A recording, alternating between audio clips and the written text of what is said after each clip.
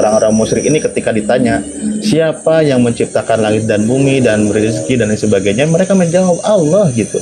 Mereka menjawab karena dia tahu gitu. Nah, tapi ini konteksnya di sini adalah dia itu juga menuhankan yang lain selain Allah. Ketika dia menyekutukan, menuhankan yang lain selain Allah, berhala-berhala, patung dan lain sebagainya, maka dibilangnya apa? Musyrik.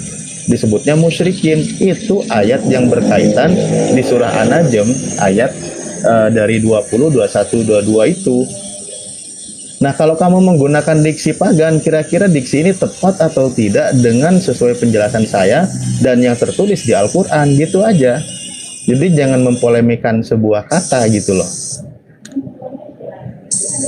Kalau masalah tadi ini juga ya, mungkin sedikit lagi aku yang Bu Uti bilang selalu mengatakan Allah punya istri itu juga sebenarnya dia terpaku di kata terjemahan lagi. Karena di situ menggunakan kalimat sohibah, artinya sebenarnya yang menyertai gitu. Nah, ini sindiran kepada orang yang yang menuhankan seorang anak yang dituhankan seperti tadi yang dibahas di At-Taubah ya, baik Uzair maupun Nabi Isa gitu. Nah, seperti di keyakinan lain.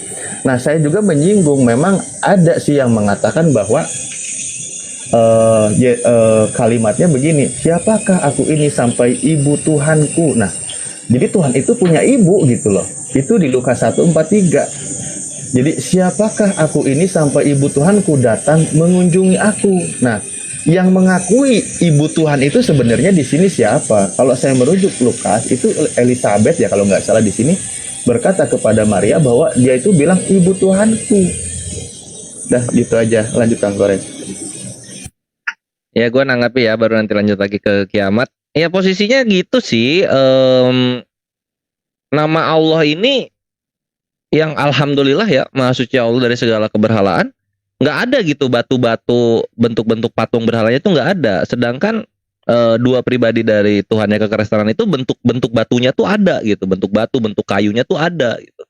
Ini menjadikan ya memang sebenarnya yang memang mengadopsi dari kepaganan wilayah-wilayah sekitar itu ya kekristenan itu sendiri. Cuma mereka malu mengakui itu dan sakit hati sehingga ingin menyeret-nyeret Islam supaya sama. Cuma nggak ada gitu, nggak ada datanya Allah ini ada bentuk berhalanya sebagaimana Yahweh dan Yesus gitu. Sehingga intinya begini, tidak ada keimanan Kristen yang eksklusif datang dari Yesus itu sendiri.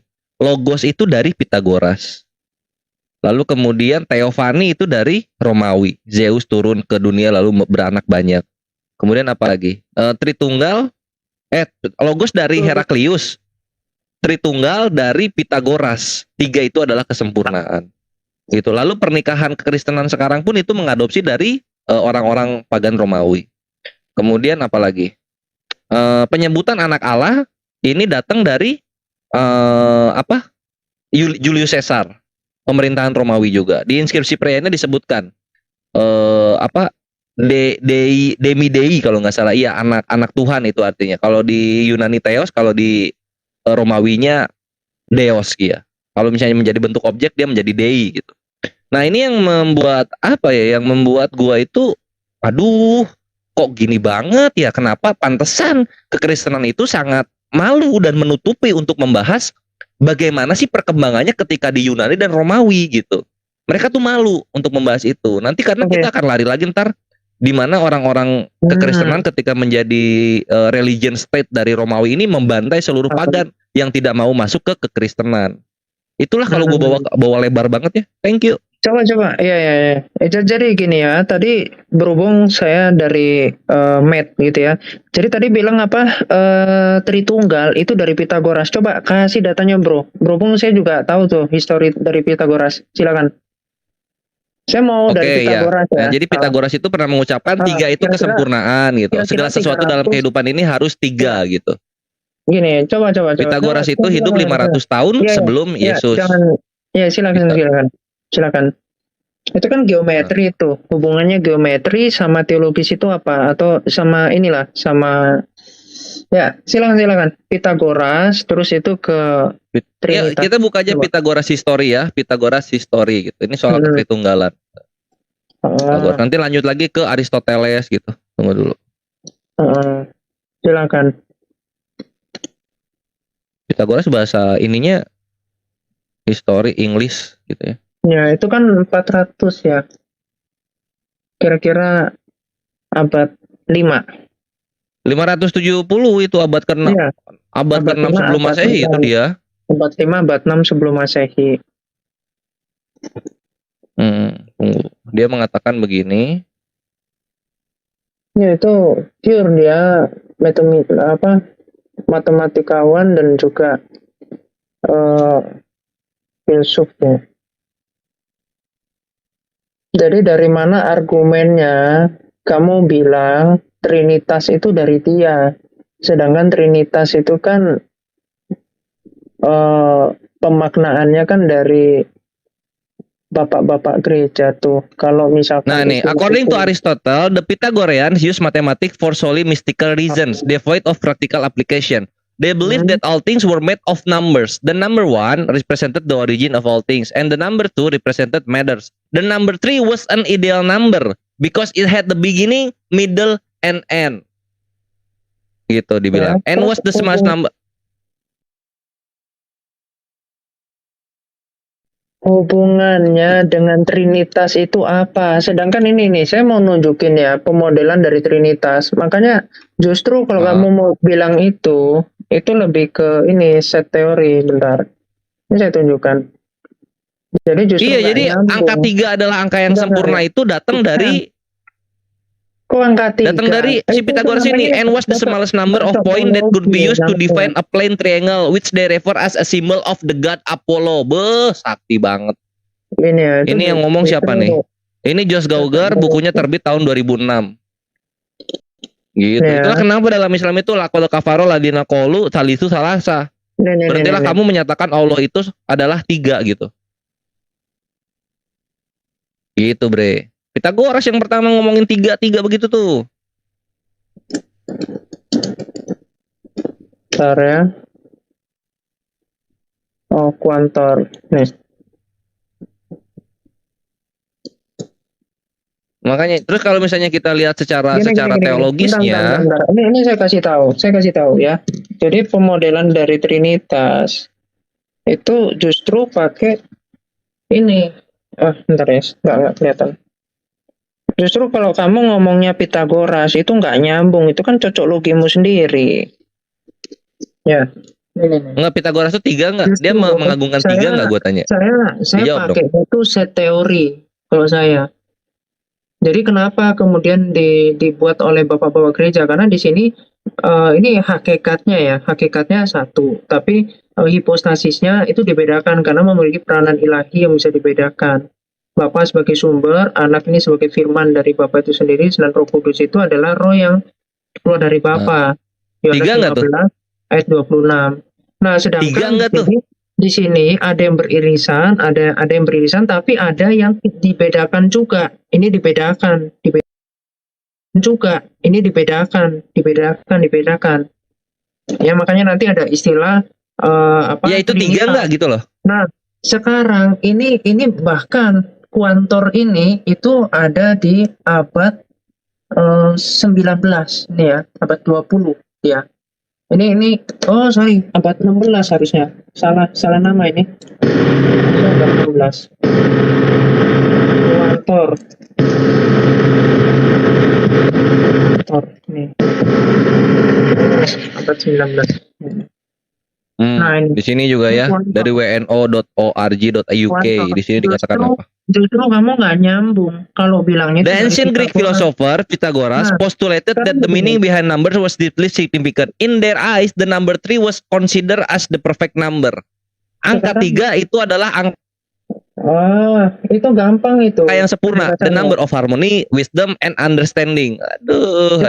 Jadi gini penjelasannya. Kenapa angka yang mulai 3? Itu? Kenapa angka 3 itu atau trisite ya, dibilangnya trisite itu kenapa diistimewakan? Karena kita bisa membentuk bidang 2 dimensi ya. Itu paling tidak itu dengan 3 sisi. Oke, bahkan lingkaran itu Iya. dikatakan Yang ada matanya ya, di dalam segitiganya ada matanya ya. dikatakan itu kan dajjal itu. Nanti saya bisa kasih dari hadismu itu. Jadi gini ya, Ya tiga Jadi, kan. Nah, dalam Islam 3 itu bahkan- dajjal. bahkan dikatakan lingkaran Bahkan kita pun cebok itu- pakai 3 batu loh. Ya, itu kan kamu itu. Ya sudah, gitu ya. Jadi bahkan dikatakan lingkaran itu adalah segi tak hingga, ya, segi yang sudutnya itu menuju tak hingga, segi banyak ya. Yang sudutnya menuju yang sisinya itu menuju tak hingga, makanya dia saking sempurnanya menjadi lingkaran. Ya, jadi nggak ada sisinya itu yang dikatakan sisi itu ketika dia berpotongan, sedangkan lingkaran itu ya dia tidak ini ya, tidak apa dikatakan dia nanti infinite gitu. Makanya segitiga itu dikatakan sebagai bidang yang baik yang memiliki yang difilosofiskan seperti itu karena itu adalah suatu bidang pertama ya yang bisa dihasilkan nanti. Setelah itu ada persegi panjang dan seterusnya. Makanya Iya. filosofimu yang kamu tadi bilang itu nggak nyambung ke Trinitas, sama sekali Oh, nggak nyambung karena Enggak. orang-orang pagan Yunani sangat Ya, mencintai itu kan angka 3. logikamu. Itu kan logikamu, nggak masalah. Itu Enggak, orang logikamu. Yunani dong, masa gua. Iya, itu mau orang Yunani kayak mau pendapat di 2006 kayak itu terserah. Kalau yang ngomong Pitagoras gitu, ini saya kasih tahu aja. 600-an tahun sebelum Masehi dia. Ya, bahkan saya bisa nurunkan Pitagoras itu gimana penurunan rumusnya. Bahkan saya bikin animasinya terkait Pitagoras. Bisa saya tunjukkan sekarang. Saya bikin animasinya. Iya, bentuk pasti asalnya kan angka 3 itu kan, asalnya kan, ya enggak? Iya, Dari tiga ini lalu membuat sesuatu bidang, lalu membuat sesuatu yang Saya kasih sempurna tahu. kan gitu ya. Saya kasih tahu, kalau membahas tentang Apa tuh? Pitagoras, saya jauh lebih tahu daripada kamu yang cuma ngomong. Ya udah, silakan. Ya, Kenapa karena itu, Pitagoras ya. sangat mencintai angka 3 itu yang lu harusnya jelaskan. Ya itu kan tadi sudah saya jelaskan. Oke, sekarang kita maju aja topiknya. Ya udah. Yuk, Bang Ade, barangkali ada yang mau di ini kan? Iya, gini loh, kan kita kan kadang apa namanya teman-teman Muslim ini pemikiran tuh over simplicity. Kalau dibilang kalau ada mendengar kata Yunani langsung pagan, itu seperti itu langsung automatically langsung ke sana. Padahal sebenarnya di dalam filsafat Islam itu sendiri itu nggak akan bisa lepas dari Yunani, Pak. Pengaruh dari orang-orang di yang filsuf-filsuf dari Islam itu nggak lepas dari pengaruh orang dari Alexander the Great yang adalah notabene muridnya Aristoteles, yang dia itu menduduki wilayah Persia. Itu udah lama, Pak. Jadi filsuf Yunani itu nggak bisa lepas dari filsafat Islam itu nggak bisa lepas dari Yunani, Pak. Makanya ada ilmu kalam. Kenapa sebagian teman-teman Muslim itu menganggap ilmu kalam itu bid'ah? Karena itu dianggap itu ajaran Yunani. Tapi nggak semua yang nolak juga. Iya, seperti ilmu mantik itu kan juga datangnya juga dari Yunani semua, Pak. Kamu udah pernah pelajarin belum filsafat Islam sejarahnya? Kores? Kamu bisa nggak tahu nggak filsafat Islam itu datangnya dari mana? Enggak, gue Kalau bukan pengikut dari- salafus salih. Enggak, Enggak ada dalam saya nggak nanya, salafus salih itu filsafat. saya nggak nanya, nggak gini Pak, gini. Saya nggak nanya kamu ikut siapa, tapi kamu tahu nggak filsafat Islam itu? Enggak lah, ajaran ngapain ajaran kemudian gue ikutin, Bre? Loh, Gue ya Islam memang bukan itu- Kristen. Iya, itu filsafat Islam itu datangnya dari mana? Itu nggak terlepas dari pengaruh Helenis, bro. Nggak bisa dilepas itu. Filsafat Islam mau siapapun itu sepintar apapun Islam itu nggak bisa dilepas. Mereka nggak akan bisa mengingkari itu. Kalau filsafat Yunani tidak bisa dilepas dari kebudayaan Helenis. Lu ngerti nggak kenapa filsafat ada? Enggak, kita nggak ngomongin tentang filsafat ada atau enggak. Kita lagi ngomong sekarang udah nyampe ke Arab nih. Enggak, lu mesti ngerti gitu loh. Tahu, Kenapa tahu. filsafat Enggak. ada dan Islam sangat tidak menggunakan itu di konsep ketuhanan ya. Tahu, itu kan cara berpikir. Di sini aja dulu udah salah. Yes. Ya apalah, silakan. Saya gue tuh udah maju ke Konsep udah ke filsafat abad ada 7, bro. Adirion. Itu untuk menutupi apa yang Tuhan tidak ucapkan. Itu kenapa konsep filsafat ada. Sedangkan Islam nggak Ya perlu udah. filsafat karena udah sempurna. Nggak mungkin ada ilmu Gitu kalam deh. kalau nggak ada filsafat. Ngapain dinamain ilmu kalam gitu? Ngapain dinamain ilmu kalam? Kalamnya sendiri aja ada di Al-Quran. Ya itu fakta yang nggak bisa lo lepas. Filsafat Islam itu berasal dari Yang- nggak bisa dilepas dari kebudayaan Helenis, Pak. Bahkan gua nggak perlu berfilsafat pun gua ngerti perbedaan kalam kalimah gitu. Lu Lah, kamu bisa kan memang membedakan logos dan logon. Ilmu kamu belum sampai ke situ mungkin. Jadi kamu merasa nggak perlu. Tapi orang-orang filsafat Islam itu nggak bisa lepas dari pengaruh Helenis. Ya udah Termasuk sini Ibnu Sina sini sekalipun. bangkitin apa pendiri-pendiri filsuf Yunani Termasuk siapa? Ibnu Si Sina Heraklitus sama juga. Zena Diatrium sih bangkit sini. Heraklitus Dialog itu sama terlalu gua. jauh. Itu dari tahun 500 sebelum Masehi, 500-an something. Betul, Lupa. karena mereka kan pendiri-pendiri filsafat. Heraklitus. Loh, iya kan makanya gini, cuman makna logos pengaruh misalnya di filsafat Yunani sama orang Helenis, makna kata logos sama orang Kristen itu berbeda. Ya Logos bodoh itu bodoh kan amat Kristen belajarnya dari Heraklitus bodoh aja. amat. Heraklitus bangkitin dialog sama gue soal logos. Nah kan kalau kayak gini kan nggak perlu ditanggapin. Gua harus membangkitkan dia dulu baru ngomong sama lo kan nggak perlu kan. Yang kayak gini kan nggak perlu gue tanggapin. Karena kalau Kamu Heraklitus udah mentok. kalah udah mentok, dialog kan? mengenai logos dengan gua, maka runtuh kekristenan. Loh itu dia. Berarti nggak akan mungkin kekristenan runtuh karena Heraklitus nggak mungkin dibangkitkan. Loh, Santo Agustinus mengakui Yohanes 1 Yohanes 1 bukan. 1 sampai 14 ngambil dari Karena Helenistik kalau literatur kok. Heraklitus belum debat sama kamu, nah berarti kekristenan runtuh. Kamu bilang, loh Heraklitus Betul. itu nggak akan bisa dibangkitkan kecuali nanti sama Yesus. Berarti kekristenan nggak akan bisa kamu runtuhkan. Ya udah Yesus sama Heraklitus deh dialog udah. sama gua sini soal logos. Nah itu, ini kayak gini-gini kan nggak perlu ditanggapin. Lu berarti harus meminta gue membangkitkan mereka. Mana bisa saya, Pak? Karena dari Heraklitus lah ngomong bahwa segala Ada. sesuatu ini diciptakan Gua oleh ngerti. logos. Manusia berkehendak Gua ngerti. karena logos gitu. Ajaran Gue apa ngerti ini? lo udah mentok kan. Kamu udah mentok toh. Gue nggak bisa. Bukan lu mentok karena lu gak bisa membantah. Heraklitus yang pertama Iya. kali ngomong. Gue nggak bisa bangkitkan dia untuk debat sama lo, Pak. Everything in the world is from according to the logos katanya gitu. Saya tadi sudah sakti saya banget bahasanya. Saya tadi udah bilang memang Heraklitus itu dari tahun 500 something sebelum Masehi ya. Kan saya udah bilang itu nggak saya pungkiri itu. Tapi Ya, tadi betul. kalau kamu menyuruh saya untuk membangkitkan dia dan untuk berdebat sama kamu dan bersama Yesus juga, itu kan suatu keniscayaan, nggak mungkin lah saya melakukan Nah, itu, nggak apa-apa Pak. gini. Yang Karena penting kamu yang di kan live sudah comment menang. udah tahu. Kamu udah Ada ada yang Kristen argumen. mengakui ilmu logos datang dari Heraklitus, seorang Bukan, filsuf bukan, Yunani bukan tahun begitu. 500 sebelum Masehi. Bukan, Itu aja yang itu bukan ilmu logos. Itu gini Pak. Tadi kan saya sudah menyebutkan filsuf Yunani dengan orang-orang Helenis, Yahudi Helenis itu dengan kekristenan itu juga memaknai kata logos berbeda-beda. Berbeda-beda itu, Pak. Bukannya Oke, berarti logos itu dalam bahasa. Kristen apa? Logos dalam Kristen apa? Ya adalah Allah itu sendiri. Yohanes Menciptakan 1:1. segala sesuatu enggak? Iya, Ya apa bedanya sama Yunani? berbeda, Pak. Apa bedanya sama Heraklitus? Heraklitus Beda, mengajarkan Bro. logos, nanti Zena Apa Diatrium tuh? bikin universitasnya nanti menerbitkan stoikisme menambahkan lagi pemahaman tentang logos. Pemahaman Nggak stoikisme nyampe ke Philo. Nggak Philo ada, hidup tahun nggak ada 50 sebelum Heraklitus tahun 1 menganggap. Masehi. Gua ngerti banget soal ilmu logos, Bre. Nggak perlu pernah filsafat ada yang kayak Heraklitus gitu-gitu mah. menganggap bahwa logos itu adalah Allah itu sendiri. Nggak ada. Nggak ada.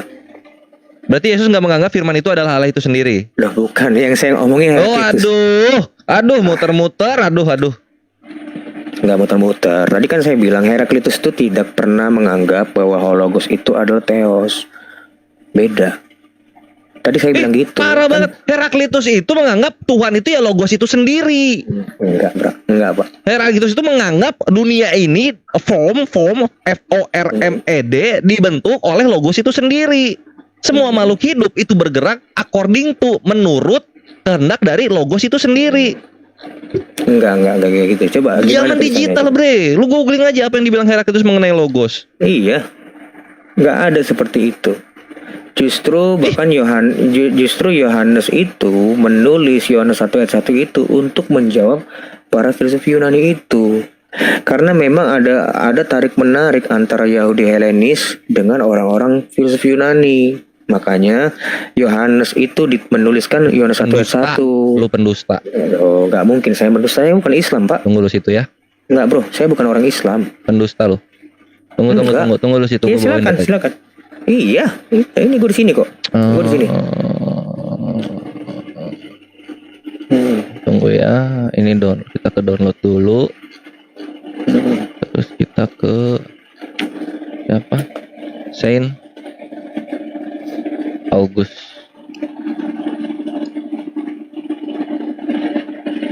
Aduh, di mana datanya tuh? Kalau Heraklitus itu, jadi pendapat dia gini, tidak ada sesuatu pun yang betul-betul ada, sebab semuanya menjadi. Segala sesuatu yang ada bergerak terus-menerus, bergerak secara abadi. Itu.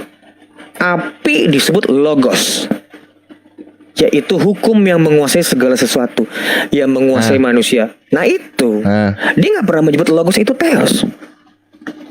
Nah, kan gue bilang, tunggu bentar. terus, Gue mau ke Santo Agustinus dulu. Mana nih Santo? Nah, ini nih Santo Agustinus mengatakan memang tidak. Nah, ini. Not by word to word, but by the very exact meaning, dibilangnya begitu ya Santo Agustinus. Host.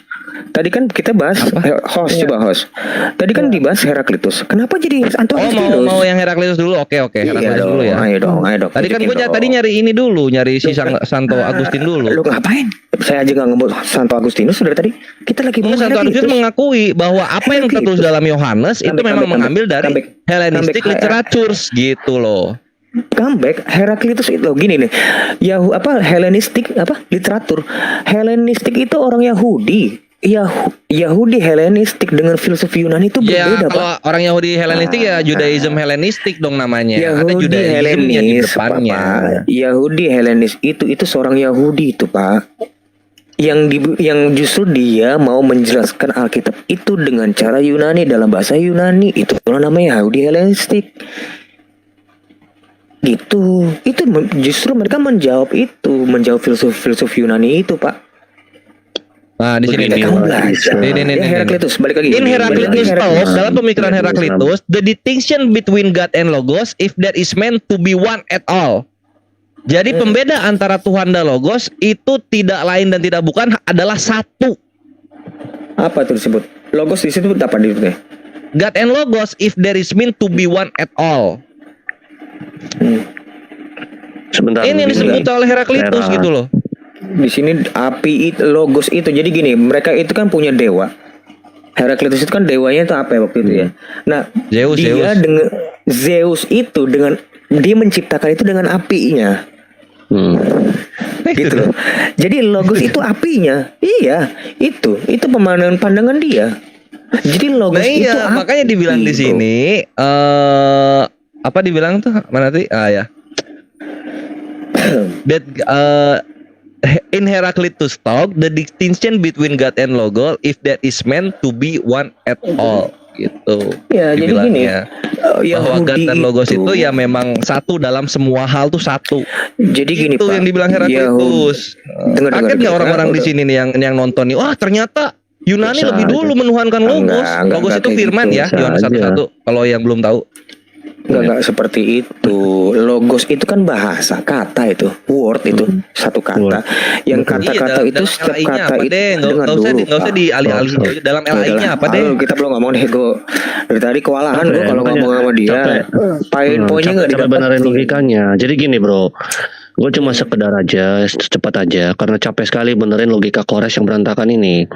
Nah, sebelum Heraklitus itu ada, orang Yahudi itu sudah mengenal firman Allah. Mereka sudah mengenal. Ketika itu diterjemahkan ke Septuaginta oleh para rabi-rabi Yahudi, itu juga diterjemahkan sebagai logos. Ini bisa kita lihat di dalam Targum-Targum. Itu bisa kita lihat di dalam Targum-Targum, ya, di mana Allah yang bertemu dengan Musa, Allah yang bertemu dengan Abraham, itu disebut the word. Ketika Hagar itu bertemu dengan Sang Firman, dengan Allah itu sendiri, ditulis itu the word. Terus orang-orang Yahudi harus terjemahan sebagai apa? Emang ada terjemahan yang lain? Nggak ada. Cuman logos. Itu kan cuma masalah bahasa. Nah, kalau ada Heraklitus itu punya pemahaman lain yang dia bawa dari filsafat yang mengenai logos atau kata-kata itu, ya dia boleh pakai juga. Ini kan bahasa. Ini kita balik lagi ke Allah nih, Rion. Maksa banget ini. Ya, balik lagi. Inilah kalian. Kita capeknya itu benerin logika kalian, bukan capek berargumen. Tolong Peraistar, jangan kelamaan jadi Islam. Hancur lu, Islam lu. Ya udah tawarin gue rumah dan mobil gitu. Saifuddin dapat rumah dan mobil. Astaga Tuhan, bisa digadai Ngapain kau cuma gitu jualan ya. keselamatan di Islam lebih banyak Inilah aktivitasnya dalam Islam surga. gitu. Cuma kita nggak sebentar. Inilah Kita sebelum ke Islam. sana perhatikan dulu di sini. Ada Islam logikal yang falasi. Islam. Sebelum orang-orang Yahudi, sebelum orang-orang pagan Yunani mengenal logos, orang-orang Yahudi telah mengenal firman Allah lebih dulu. Iya. Tapi tidak pernah dibilang firman Allah lah ini yang menciptakan segala sesuatunya lalu kemudian mengontrol manusia dan sebagainya. Kan gitu. Lalu kemudian si Ahlul Kitab ini siapa? Ahlul Kitab ini bilang sebelum itu tuh ada di Targum. Lah, Targum sama Perjanjian Baru sama-sama bareng-bareng hidupnya. Tahun satu juga, Bre. Ini kita bahas Targum ya, bukan Misnah ya. Targum itu artinya ini ikhwan. Kalau di kita itu tafsir. Targum itu tafsir. Salah. Nah, itu tuh Salah, abad 1. salah, Yang salah, paling salah, tua salah, itu salah, manuskrip salah, A. salah, Manuskrip salah, A.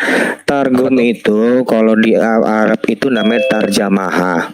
Ah iya, Terjemahan. Kamu jangan bilang tafsir. Tafsir dengan terjemahan beda. Iya, kalau Ya, tafsir kalau Midrash targum sama- itu bahasa Arabnya tarjamah. Jadi bukan tafsiran. Silakan. Iya, jadi tarjamah dari Yahudi ini baru ada di abad 1 gitu. Dan yang paling pertama ditulis itu dalam bahasa Aramaik, bahasanya Yesus. Heraklitus 500 tahun lebih dulu, Bre. Jadi salah lagi kalau Enggak. bilang logos Salah itu juga. baru Kamu dibilang salah oleh sejarah Yahudi. lagi. Kamu salah sejarah lagi. Yang Targum mana? itu bukan ada di abad 1, bukan. Itu salah besar itu. Targum itu kenapa ditulis? Alasannya kenapa ditulis? Karena pada saat itu orang-orang Ibrani atau orang-orang Yahudi itu sudah tidak banyak lagi yang bisa berbahasa Ibrani. Itu menjadi bahasa yang asing di lidah mereka. Sehingga sulit sekali untuk mereka memahami kitab suci. Karena itu diperlukanlah satu terjemahan ini, satu kitab-kitab ini yang untuk menjelaskan atau menerjemahkan. Nah ini kapan? Ketika mereka itu dibuang Babilonia. Itu iya, dicek dong Babilonia berapa. Ini pemahamanmu juga hancur sekali. Ya udah Lu mana? jangan- Coba. Karena yang Udah, paling tua setahu gue Targum udah Yahudi yang sejarah. sekarang menjadi kitab suci Kristen itu kan Septuagint. Itu paling mentok abad kedua sebelum Masehi.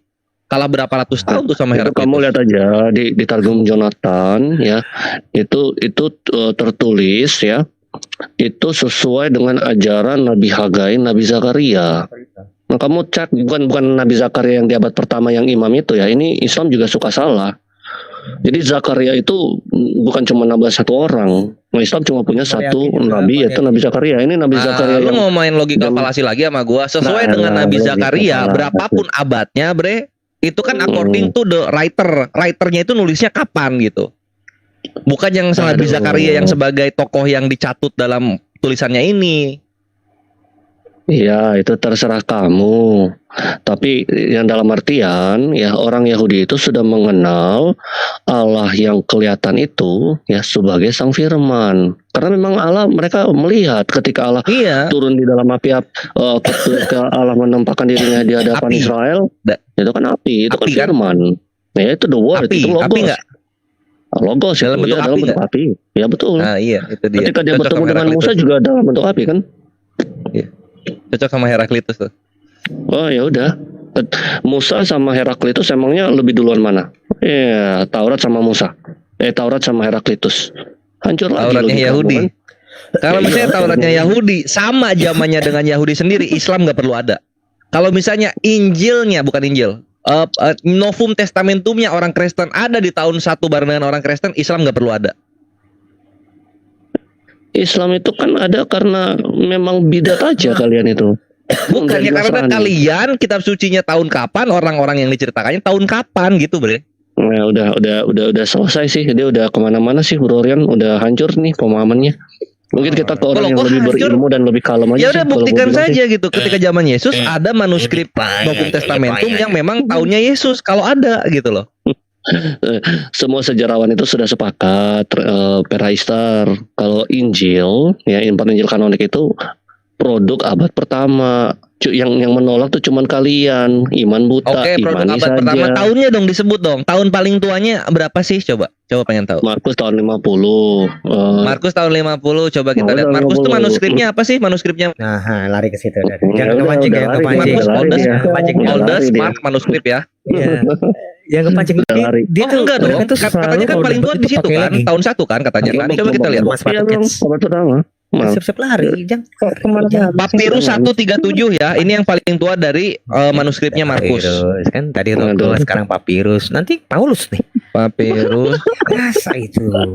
Udah. Mereka Coba Udah hancur kita ya. lihat. Udah mending ngomong sama yang lebih berilmu, yang Ustadz Alif yang lebih kalem tapi ilmunya dalam daripada orang yang ngerocos Lo dulu. kenapa tiap mikirnya gua belakangan. nge-counter apa yang lu Enggak, fitnahkan pada iman lu sendiri kok gue dibilang gue yang hancur. Lu bantah dong kalau gue salah.